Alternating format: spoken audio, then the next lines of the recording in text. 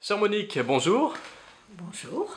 Et merci de nous accueillir ici, à la Grande Bretèche. Je précise pour tous ceux qui nous écoutent que la Grande Bretèche, c'est la maison mère des Sœurs dominicaines de la Présentation, ici à Tours. Alors, vous serez en chapitre du 13 juillet au 12 août. Ce chapitre, il a lieu tous les 5 ans. Pouvez-vous, tout d'abord, nous en présenter le thème ? Le thème, c'est une phrase biblique que nous avons sortie de Saint Paul. Voici maintenant le temps favorable. Pourquoi a-t-il été choisi ? Il nous situe dans une continuité de travail entre le dernier chapitre, qui nous parlait de bénir, louer et prêcher aujourd'hui et demain. Et là, c'est le temps favorable de voir où nous en sommes. Le temps favorable, 2014, ça signifie quoi ?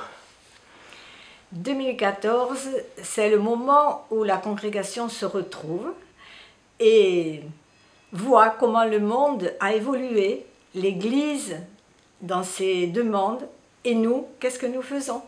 Vous êtes présente, je dis vous, c'est-à-dire la congrégation, vous êtes présente dans 36 pays. Le monde, on le sait, le monde a évolué vite, très vite, ces dernières années, ces quelques dizaines dernières années. Ceci dit, d'un pays à l'autre, on doit observer des différences. Est-ce que ça va apparaître, à votre avis, au cours du chapitre, au cours des réflexions ? Je pense que ça apparaîtra parce que c'est la réalité qui est la nôtre. Hein ? On ne pense pas la même chose au nord qu'au sud, à l'est qu'à l'ouest. On n'a pas les mêmes références, les mêmes valeurs ? La culture asiatique n'est pas la culture africaine ou la culture d'Amérique latine ou la nôtre. Mais l'essentiel nous unit. L'essentiel nous fait vivre. L'essentiel, évidemment, c'est votre foi. C'est votre mission aussi. La foi, nous la partageons avec tous les chrétiens. Mais nous partageons la passion d'annoncer le Christ à ceux que nous rencontrons. C'est ça, nous sommes de l'ordre des dominicains et donc passionnés par l'annonce de la parole de Dieu. Quel que soit l'endroit où vous êtes, donc quel que soit le pays, et j'allais dire quel que soit le nombre ou l'âge que vous avez. Oui, bien sûr. Vous savez, les sœurs les plus jeunes manifestent à leur manière et nos sœurs les plus aînées sont en mission jusqu'au bout. Nous y tenons beaucoup. Et le poids relationnel de nos sœurs aînées est vraiment une découverte magnifique que nous sommes appelés à faire tous les jours. Un détail qui a peut-être son importance, c'est l'âge moyen des religieuses réunies en chapitre cette année. Oui, cette année, notre chapitre est fait de la moitié de sœurs qui ne sont jamais venues en chapitre général. Et c'est un chapitre très jeune, à peine 56 ans, alors que la moyenne de la congrégation est autour de 66. Vous voyez, ça a 10 ans d'intervalle, c'est beaucoup. Est-ce que ça signifie qu'il y a, pas forcément en France, mais dans d'autres pays, qu'il y a un renouvellement ? Oui, il y a de nouvelles générations qui arrivent. L'Asie, l'Afrique, les pays d'Amérique centrale viennent renouveler en partie le corps capitulaire. Alors, ce n'est pas un scoop. En France et ailleurs en Europe, les vocations religieuses ou autres sont en diminution par rapport à ce que l'on a pu connaître il y a 50 ou 100 ans. Est-ce que c'est l'inverse dans d'autres parties du monde ? Je parle évidemment pour votre congrégation. Nous avons, comme toutes les congrégations dans les pays les plus anciens de mission, une baisse très forte des vocations, mais les nouveaux pays sont en train de grandir. Nous avons une pyramide d'âge qui est tout à fait normale, je crois, par rapport à ce qu'est la vie religieuse. Nous avons beaucoup de sœurs aînées et pas beaucoup de sœurs jeunes, mais il y a une nouvelle génération qui arrive, moins nombreuse, mais bien vivante. Dans quel pays ces vocations sont-elles les plus nombreuses à l'heure actuelle ? Les plus, je dirais... Ou dans quelle zone ? Les régulières, l'Asie, l'Afrique, et en Amérique latine, il y a un petit départ qui semble se mettre en route de nouveau. Vous-même, vous êtes supérieur général. Vous allez le rester encore quelques jours, c'est-à-dire jusqu'aux prochaines élections. Est-ce que cette question des vocations au sein de votre congrégation, est-ce que c'est une question que vous avez portée pendant ces quelques années qui vous ont amené à diriger la congrégation? Il est évident que si nous voulons continuer la mission, il est nécessaire qu'il y ait des ouvriers à la mission. Et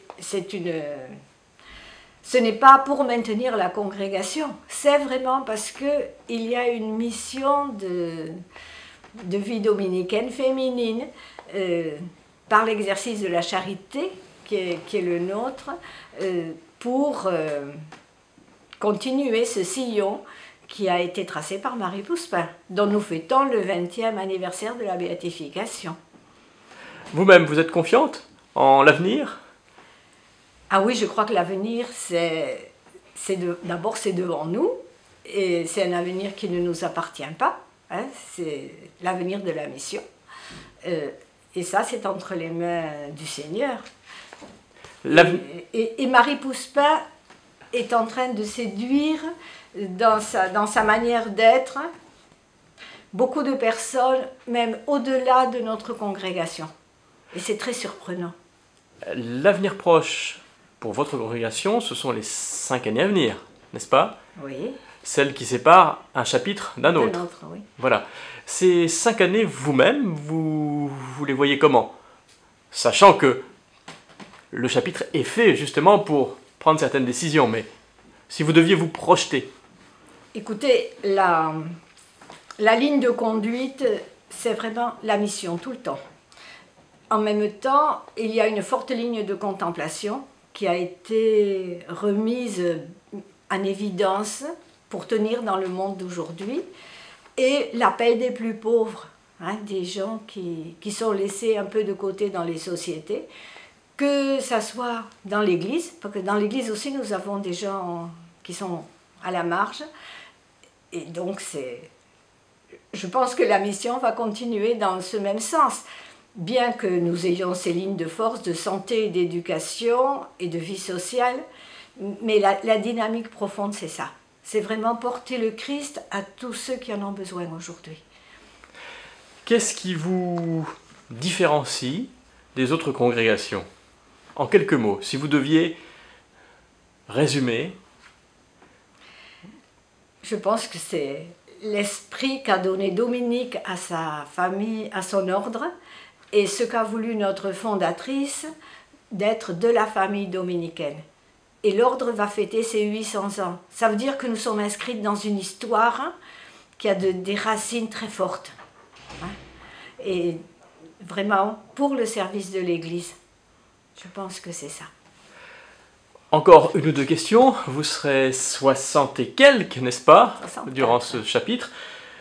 Vous nous l'avez dit, la moitié des sœurs présentes seront ici pour la première fois. Ce sera donc une nouveauté pour elles. Est-ce que c'est facile de communiquer les unes avec les autres lorsqu'on vient de pays aussi différents et qu'on ne parle pas forcément la même langue? Eh bien, c'est un des enjeux des années qui viennent. C'est comment la vie internationale noue chez nous des relations suffisamment fortes pour que nous puissions ensemble continuer cette vie missionnaire. Dans le chapitre, nous avons la traduction simultanée pour la compréhension, mais depuis longtemps, on a demandé que chaque sœur étudie une autre langue que la sienne. Comme nous avons 3 langues, si chacune en parle 2, nous pouvons toujours communiquer. C'est ça que nous cherchons. Et le français, c'est la langue parlée par toutes ou est-ce plutôt l'anglais? Non, je dirais que c'est plutôt l'espagnol, parce que la plus forte partie de la congrégation se trouve en Amérique latine. Mais l'anglais commence à prendre sa place. Sœur Monique, merci. Je rappelle que votre chapitre se tient jusqu'au 12 août 2014, ici à Tours. La Grande-Bretèche, pour ceux qui ont encore un peu de mal à la situer, c'est de l'autre côté du pont Wilson. Lorsqu'on regarde la tranchée, c'est sur la gauche. il y a une église, c'est ici, la Grande Bretèche. Merci à vous.